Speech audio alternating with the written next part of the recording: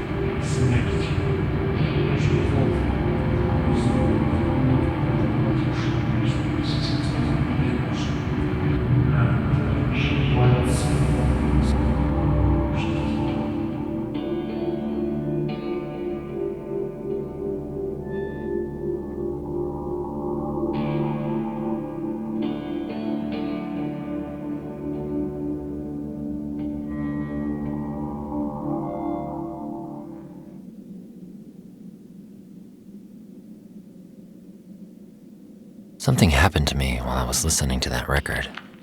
I don't know exactly what it was, and now I got here. What other mysteries could this place be hiding?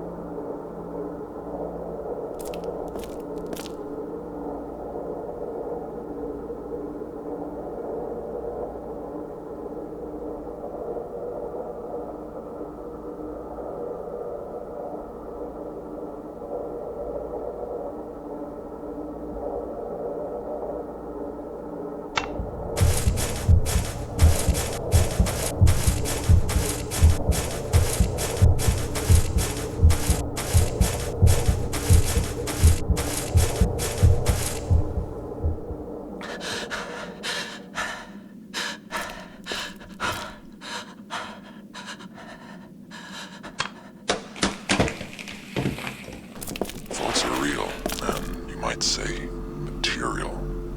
They don't come from nowhere, and they don't disappear to nowhere. They live in different forms and emanate around us. Some can feel this emanation, while others need special devices for that. It's not enough just to discover a thought. It needs to be understood. These games are dangerous, very dangerous. A thought interpreted incorrectly can end in death.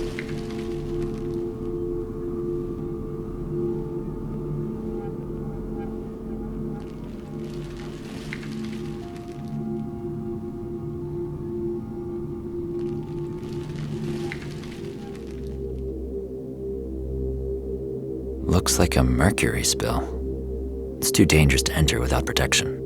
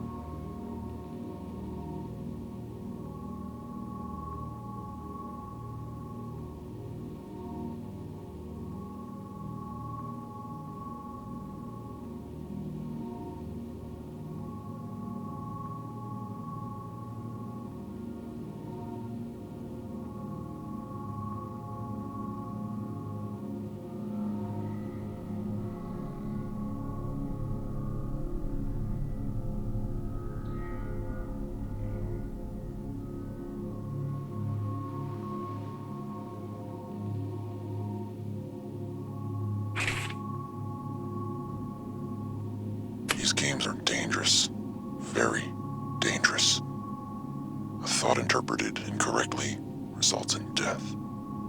I can answer your last question as follows. Yes, you can get used to pain, but can you get used to fear? Unlikely. The power of fear is in that it doesn't exist in reality. In this sense, fear is like God. Neither exists, but it's impossible not to believe in both.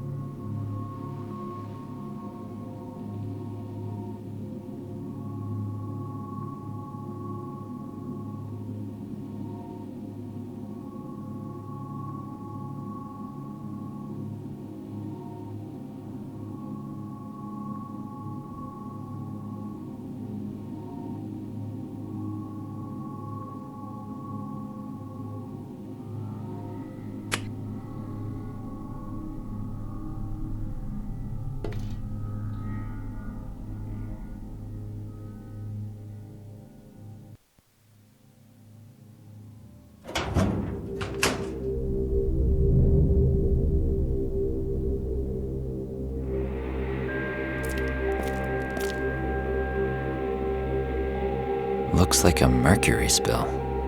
It's too dangerous to enter without protection.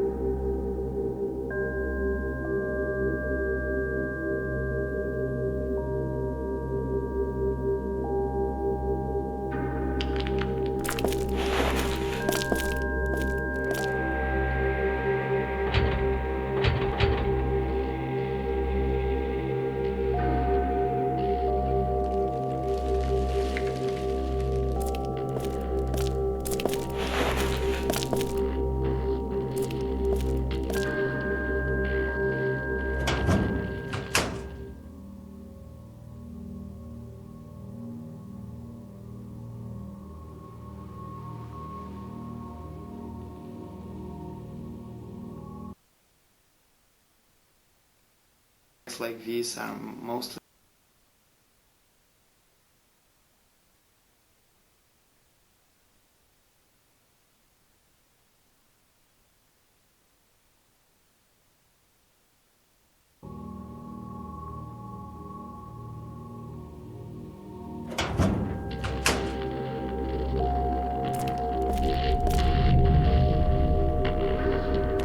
I'll be able to get to the surface through the subway tunnel.